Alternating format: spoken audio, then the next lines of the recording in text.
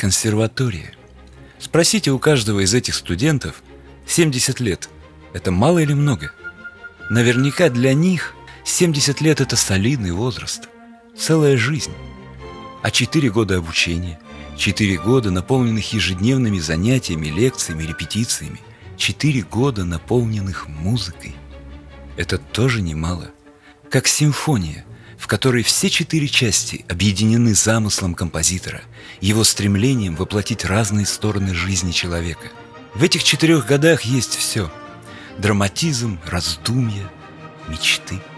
В них есть игра, веселье, увлекательные события, праздники, радость победы. В них есть моменты погружения в глубины классики и ценнейший опыт общения с публикой в разных залах, в разных странах. Рассказывали, что на меня пальцем показывали, говорили, вот эта дама, отважная дама, она привезла оркестр за счет спонсорской поддержки. В то время как все оркестры там, Европейского Союза, стран крупных, Великобритании, там, России, Германии, Китая, американские оркестры, они все были с государственной поддержкой. И тогда я приехала в Казахстан и стала рассказывать этот факт. И помню, что вот после моих рассказов чиновники реагируют правильно и говорят, ну давайте мы сделаем поддержку и выделим вам в бюджет деньги на ваши поездки.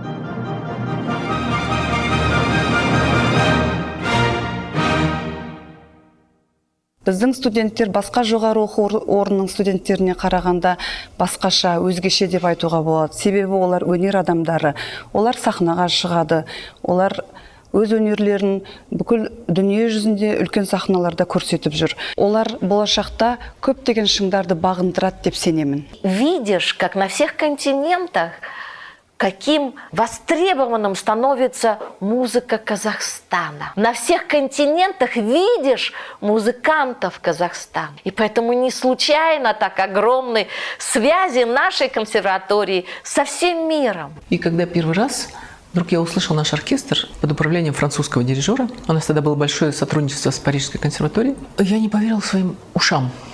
Думала, это мне только так кажется, что они хорошо играют. И вы знаете, это вот стал поворотный этап. Я после этого поняла, что не только в Казахстане их можно показывать за рубежом. Начало 2000-х годов. 3-й год, 4-й год. Вот 4-й год – это точно этапный, когда мы резко подняли свое качество, мы поняли, что мы это можем сделать. Все факультеты, все специальности, особенно, конечно, народные музыканты, особенно симфонический оркестр, постепенно хор.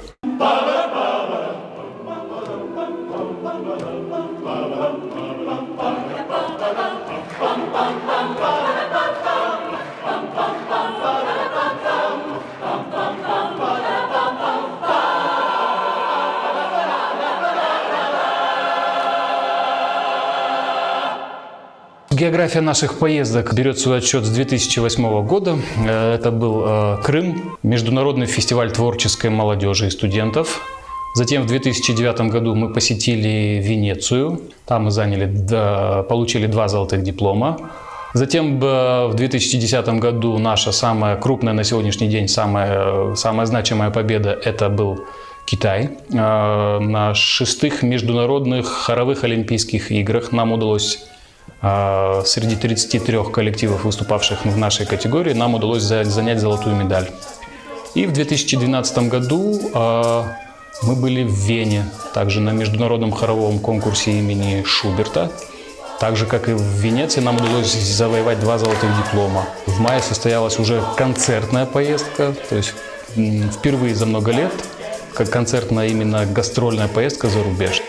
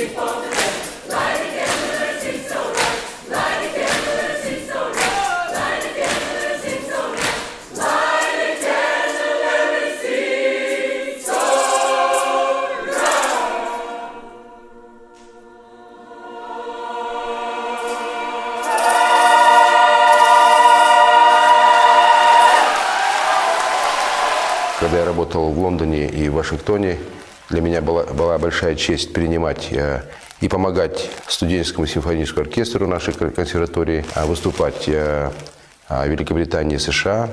Нас, дипломатов, наполняло наши сердца чувство гордости за наше искусство. Такие площадки, как Барбикан-центр в Лондоне, как Кеннеди-центр в Вашингтоне, как Карнеги-холл в Нью-Йорке, площадки в Лос-Анджелесе, в Сан-Франциско, где выступали наши ребята. Это большое достижение не только для них, но и для нашей страны. Многие спрашивают, почему я каждый год вывожу студентов в какие-то знаменитые залы за рубеж. Понятно, что я здравомыслящий человек, если настоящего качества нет, я не повезу, меня никто не заставляет. Это очень большие усилия, чтобы там 100, 200, 300 человек вывести за рубеж, тем более организационно в крупном зале, чтобы обязательно было телевидение, чтобы были хорошие условия. Но они меня просто вдохновили. Педагоги и студенты вдохновили тем, что они смогли добиться вот этого качества международного уровня, мирового уровня.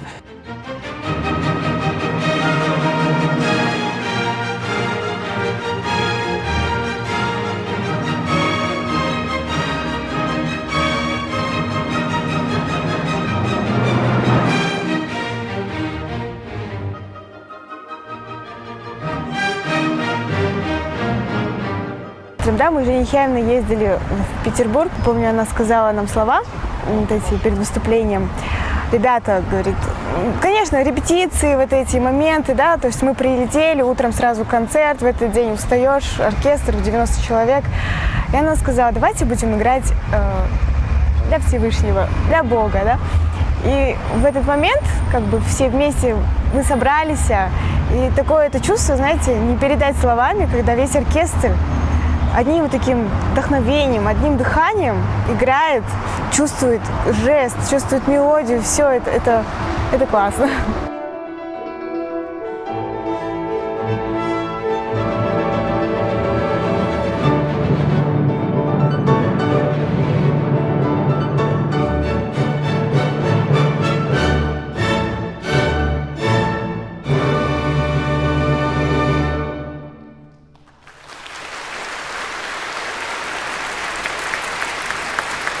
Наши музыканты узнаваемы, они почитаемы, они любимы европейской публикой. Я думаю, что Запад трудно удивить классической музыкой, но наша степная интерпретация классической музыки, новый взгляд на эту музыку и динамизм, с которым исполняются классические произведения, тоже имеют очень большое значение, потому что я был свидетелем комментариев известных мастеров классической музыки на Западе. Главный смысл их комментариев по нашим выступлениям заключался именно в новизне интерпретации классической западной музыки.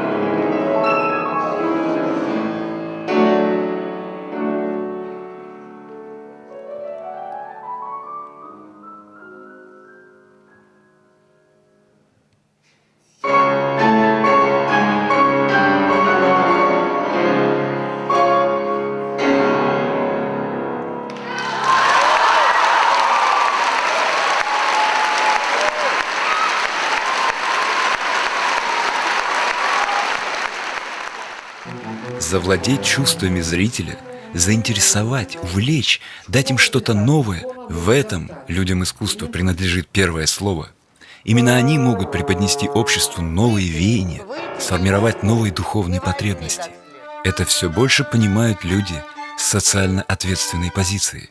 Наступил такой период, что иногда нам сами предлагают помощь. Мы не думали обращаться, они говорят, давайте мы какие-то программы ваши поддержим. В зрелом обществе возникает понимание того, что эти люди культуры, они У них специальная миссия. Они должны...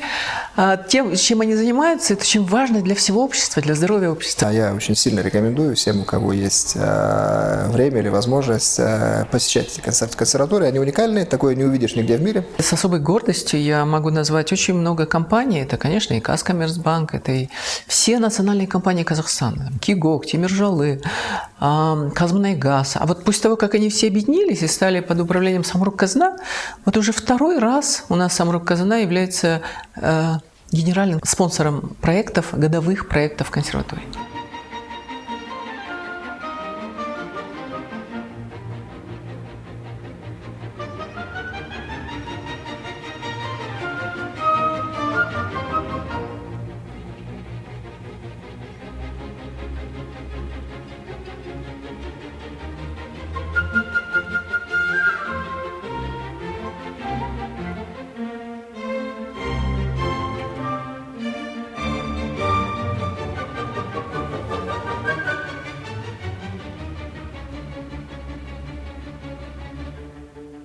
Консерватория стала своего рода Байконуром, с которого стартовали многие масштабные международные проекты с участием консерватории. Эти международные проекты позволили познакомиться мировой музыкальной общественности с культурой Казахстана, с прекрасным исполнительским искусством наших коллективов консерватории, которые, безусловно, с большим успехом выступали на многих знаменитых мировых сценах.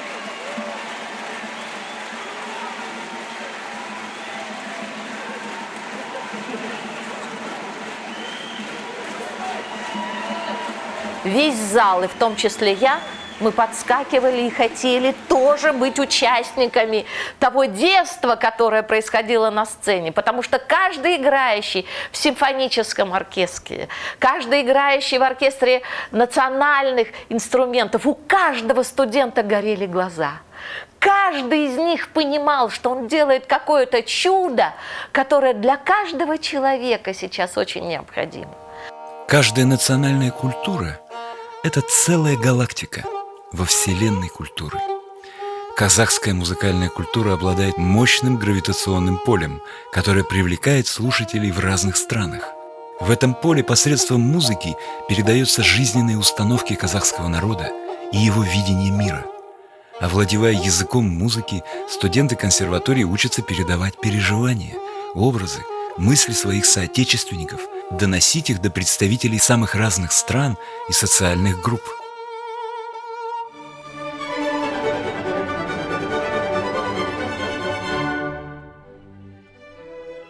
Посмотрите на музыкантов оркестра. Они делают несколько дел сразу. Смотрят в ноты, успевая заглядывать вперед, играют, следят за движением рук дирижера, слушают товарищей. Вместе с этим они должны испытывать высокие состояния, которые передаются зрителям. Умение играть в коллективе, воплощая общую идею произведения, быть частью общего дела, чтобы научиться этому, требуются годы. Но при этом музыканту очень важно оставаться самим собой, сохранять свою индивидуальность и самобытность. И вот сейчас, когда есть интернет, я часто в Фейсбуке вижу своих студентов и понимаю их сущность. Они все хотят быть артистами, они хотят быть признанными, успешными. Каждый раз присутствуя на концертах, меня поражает то чудо, с которым я соприкасаюсь. Когда мои студенты, сидящие у меня на занятиях, рассуждая о высоких материях, вдруг здесь, на сцене, превращаются в звезды, которые, опять же, стремятся к высокому званию артиста. Осы біздің студенттеріміздің өнерге деген сүйіспеншілігі. Сол үшін біз қызмет етіп, солардың кішкентай жүректеріне өнерді сүйген, ұлттың болашағын ойлаған таланттарына рахмет айтып, бізде риясыз қызмет етудеміз. Консерваторияның жетістіктері аз емес. Бұл жетістіктерде біздің әкімшіліктің, оның ішінде қазақтың бір туар қызы және екі қызының үлесі зор.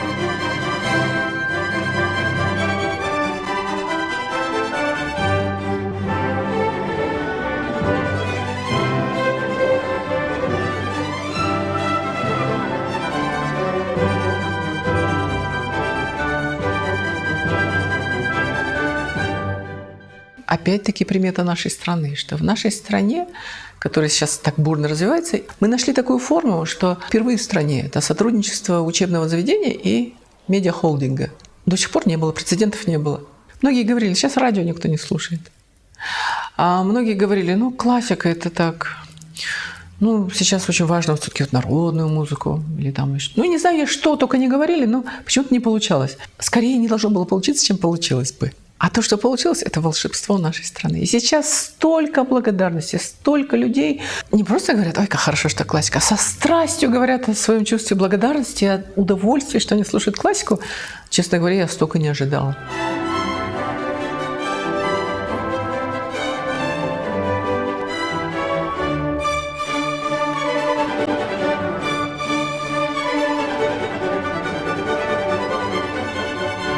Самые первые минуты вещания, секунды вещания, в этот день улетала в Армению на международный конкурс, и в 6 часов по дороге в аэропорт вдруг я слышу звуки гимна казахского, и начинается вещание радиоклассики. И через буквально 5 минут я такая возбужденная, такая счастливая, звоню директору радио, я слышу сигнал, такое счастье.